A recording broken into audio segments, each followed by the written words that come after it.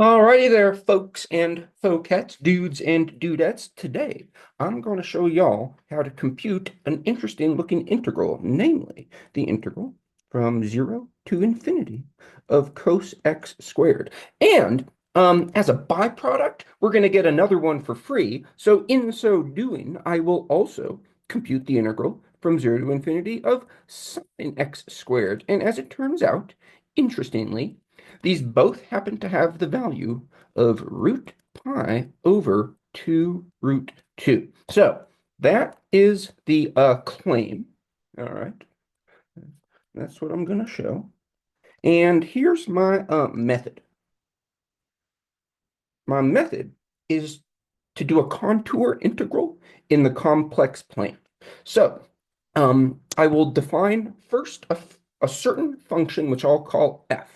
So let's define f, a complex valued function of a complex number z, as e to the I z squared. And we're going to integrate f around a certain contour in the complex plane.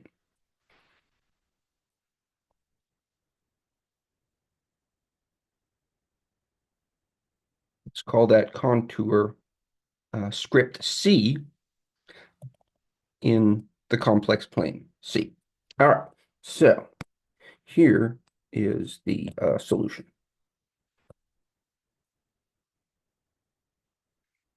Um, First, let me draw you my contour. Okay, so let C be as shown. Now let me draw the complex plane. Okay, so let's say that there's my real axis and my imaginary axis. And what we're going to do is go out from the origin a certain distance r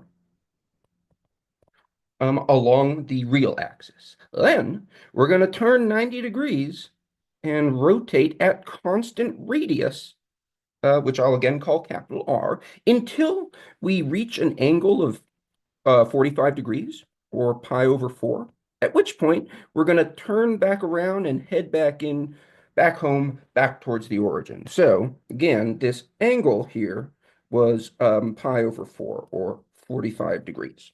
So that's the contour C. And in you can break C down into three different pieces. So we've got the piece that's on the real axis. Let's see, how about I just call that, I don't know, how about C1? We've got the piece that's out at a distance capital R. Let's call that C2. And then we've got the piece where we head back home, and we can call that C3. So, with f of z defined as I defined it, which is to say e to the I z squared, we have that f is analytic on the entire complex plane. All right, I'm able to write it using only z's without any conjugates, without any z conjugates, which tells you right there that it's analytic. Well, also you can see that there aren't going to be any poles or singularities. There's no number we're not allowed to plug in for z. We're never going to be dividing by 0. So f is analytic on all of the complex plane. Hence, its closed-oriented path integral around any closed contour will always be 0.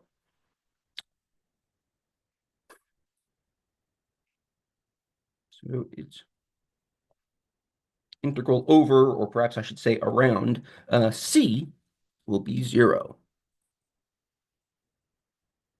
Okay, so now we have to calculate those three integrals. So we've got the integral along this C1, the integral along C2, and the integral along C3.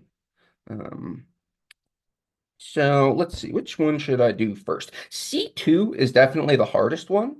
Um, there's going to be some analysis involved in showing that the integral along C2 goes to zero as we let capital R go to infinity. So since that one's going to be the hardest, let's do that one first. So starting with C2. On C2, Z is at a constant radius, capital R, um, and theta ranges from 0 to pi over 4.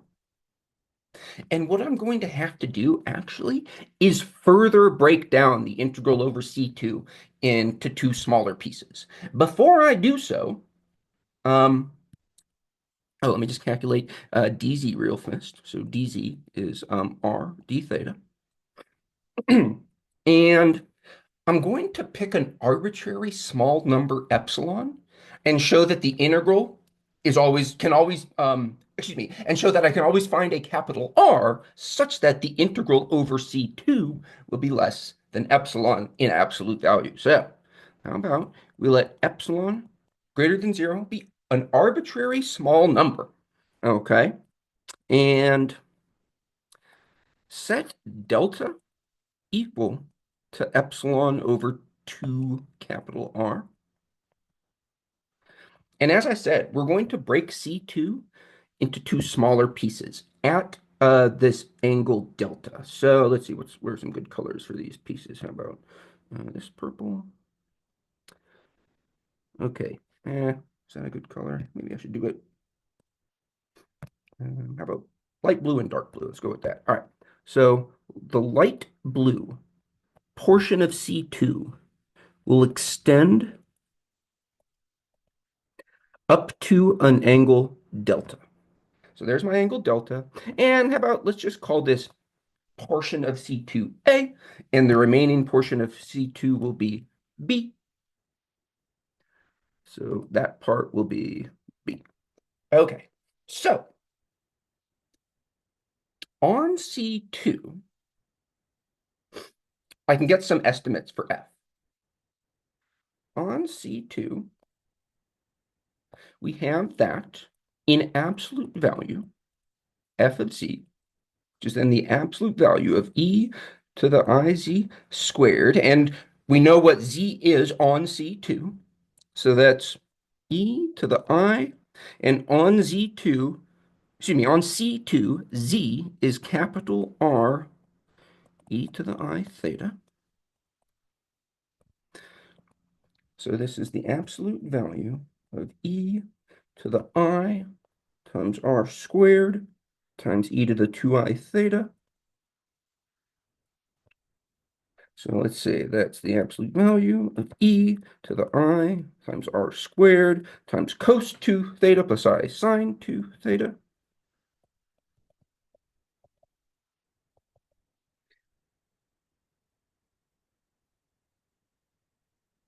And we can now split the argument of the exponential into its real and imaginary parts.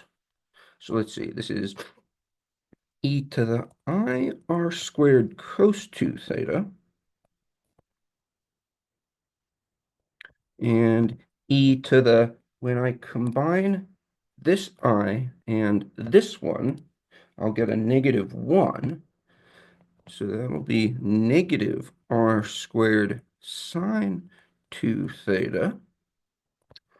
And then the first term is e to a purely imaginary number. So this whole term will be 1 in absolute value. And the second term is actually non-negative, so I don't even need the absolute value signs. So this all just turns into e to the negative r squared sine 2 theta. Okay, now let's look at the portion, the small portion of C2, the one that I called A. So on A here, on A, what do we have? On A, I'm just going to bound f by 1. Use the fact that this is less than or equal to 1. Okay. So on A, what's our integral?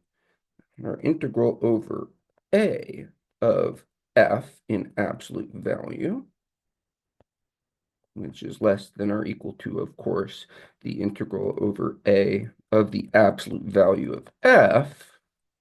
And I'm just going to use this rather coarse estimate. This is less than or equal to just the integral over A of 1, which is, of course, the length of A,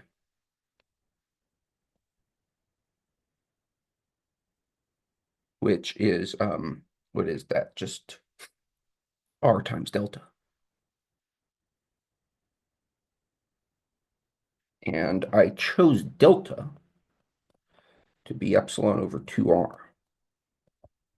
So we just get epsilon over 2. Okay, so the integral over A is less than epsilon over 2. So it's very small. Epsilon was arbitrary. How about on B? This is the harder part. So for the integral over B, let's see. I'm gonna have, where is it? Where is it? Oh, this is my dz. And I'm gonna use this bound. So in fact, let me take this bound one step further. On B, theta is between delta and pi over 4. So sine of 2 delta at minimum, or sine of 2 theta at minimum is sine of 2 delta, which is sine of epsilon over r, right? So 2 delta is epsilon over r.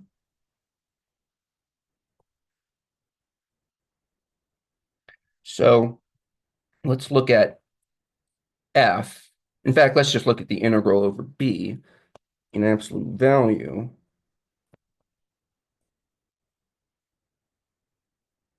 So that is moving the absolute value inside as usual.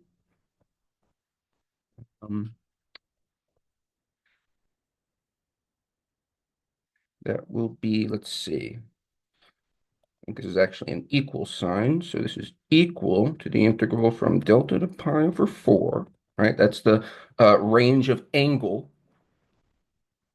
in the region B. It starts at an angle delta and ends at an angle pi over 4. So we have that this is what f is in absolute value.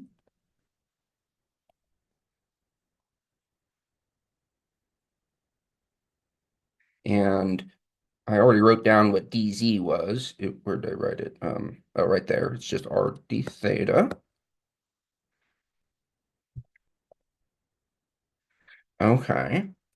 And let's use this estimate now to get that this is less than or equal to pretty much the same thing, except with theta replaced by delta. 0 to pi over 4, e to the minus r squared sine of epsilon over r times r d theta. And I now have the integral of a constant. I can evaluate that. Oops, it's a delta, not a 0 right there. So I'll get pi over 4 minus delta times r times e to the negative r squared sine of epsilon over r.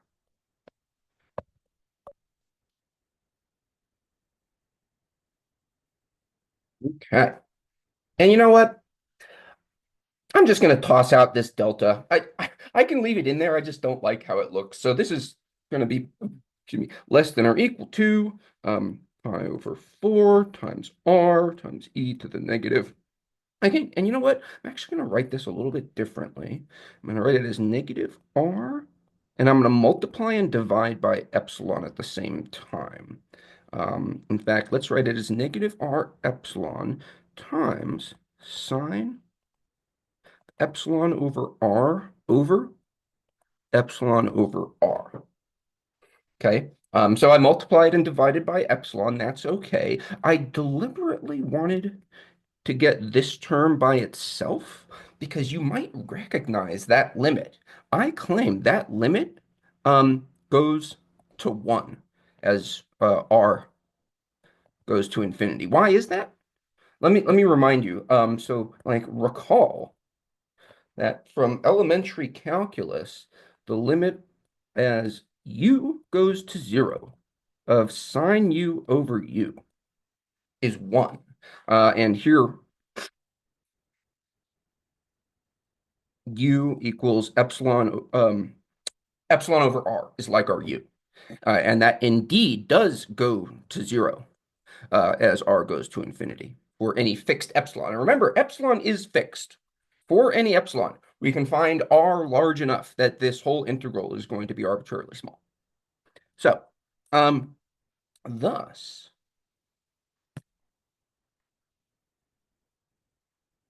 our integral that we're trying to make small, this one,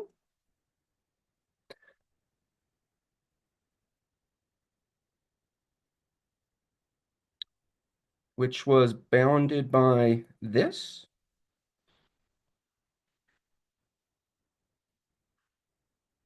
um, it basically looks like, let me write this whole term again, epsilon over epsilon over r, more or less looks like some constant times r times e to the negative r times epsilon for large R.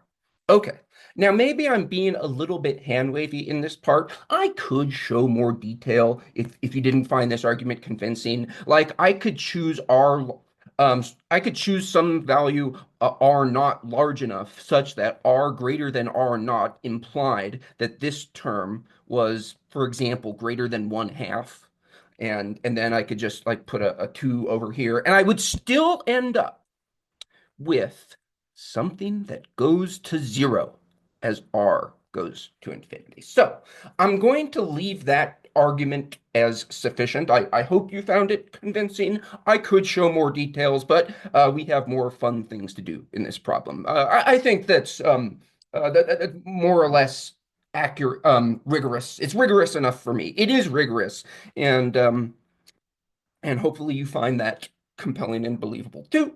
So we've got that this term goes to 0 as r goes to infinity, and that does it for the tough part, for the analysis part of this problem. We showed that the integral over this part of the contour goes to 0, or at least I can make it smaller than epsilon. Okay, for any epsilon, I can find a capital R such that the integral over this region is less than epsilon in absolute value. Since I can make it arbitrarily small, that means that in the limit, we must have that it is 0. So thus, the integral over C2 goes to 0 as R gets large. Cool. So that just leaves the other two contour integrals. Which one do you want to do? You C1 or C3?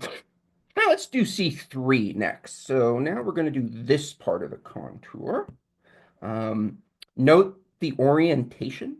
So at some point, I'm going to have a minus sign that I'm going to incorporate into my limits of integration here. So the integral, let's see, what color was I doing? Okay, red. So red for the C3 integral. Here we have the integral over C3. Oh, sorry. Let me calculate what z is. So on C3,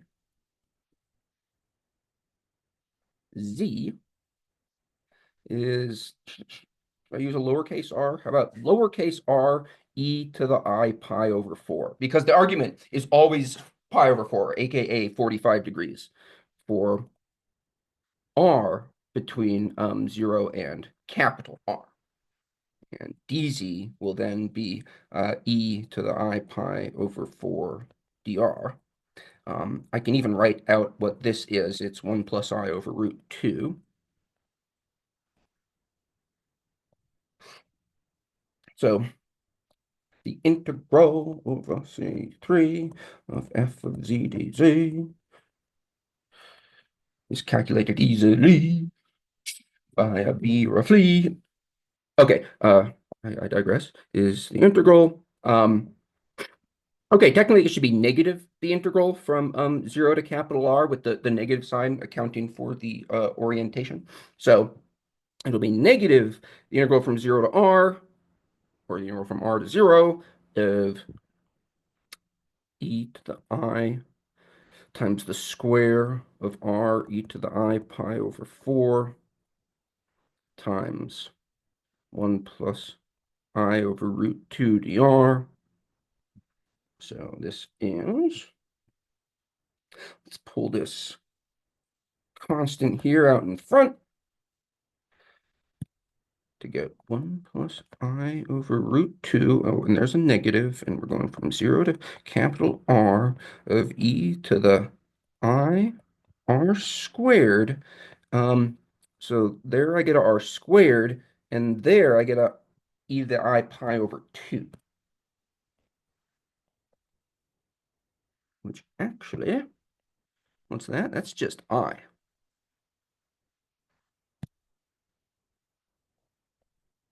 So this whole thing turns into e to the I R squared I, which is e to the negative R squared. Interesting. Okay. So this becomes the integral of, sorry, this becomes negative 1 plus I over root 2, integral from 0 to capital R, e to the negative R squared dr. Oh, what does this go to as capital R goes to infinity? Well, let's see. So let's let capital R go to infinity. We get negative 1 plus I over root 2. It's the integral from 0 to infinity of e to the negative R squared dr. Wait a second.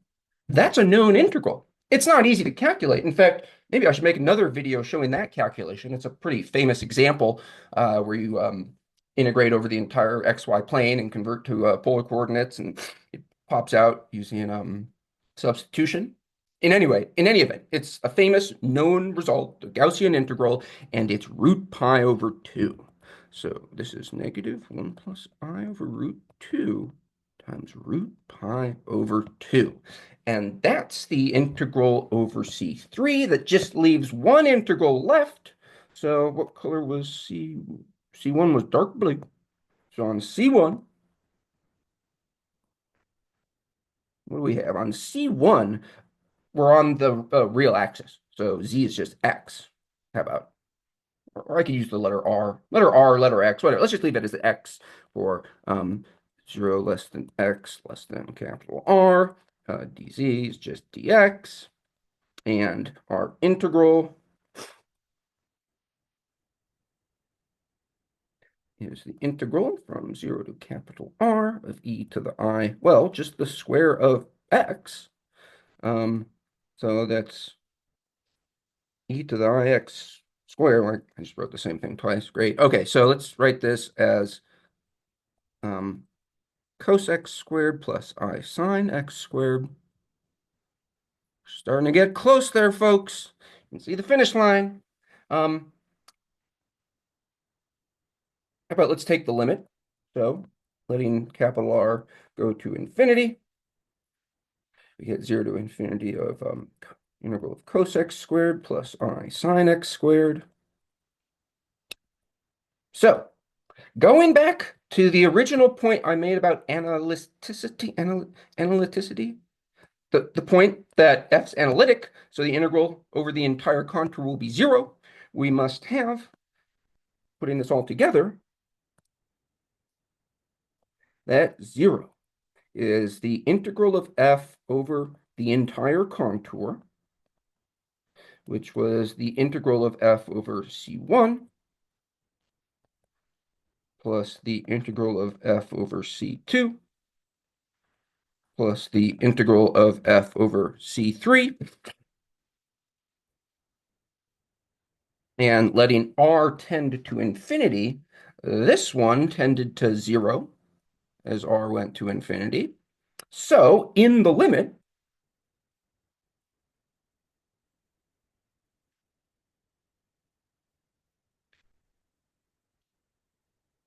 we have that the it's ugly looking r, the limit of as r goes to infinity of the integral over c1 is the negative, the limit as r goes to infinity of the integral over c2. And I just calculated what these two limits were. There's the integral of f over c1. There's the integral of f over, sorry, not c2, c3. Sorry, there should be a c3. i.e. the integral from 0 to infinity of cos x squared plus I sine x squared is the negative of this expression, which also has a negative. So in fact, the negatives cancel out. And I can just equating, you can just equate real and imaginary parts.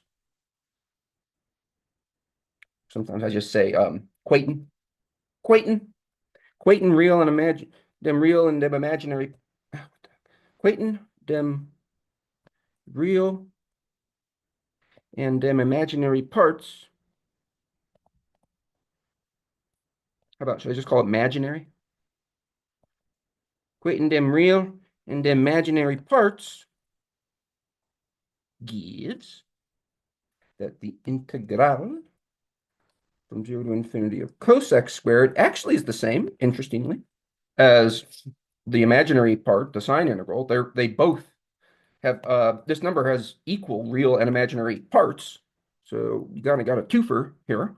I mean, not only did we get expressions for both integrals, both expressions happen to be equal, and their common value was root pi over 2 root 2. Boom! How you like that one, folks? All right. Hope you enjoyed it as much as I did. Till next time.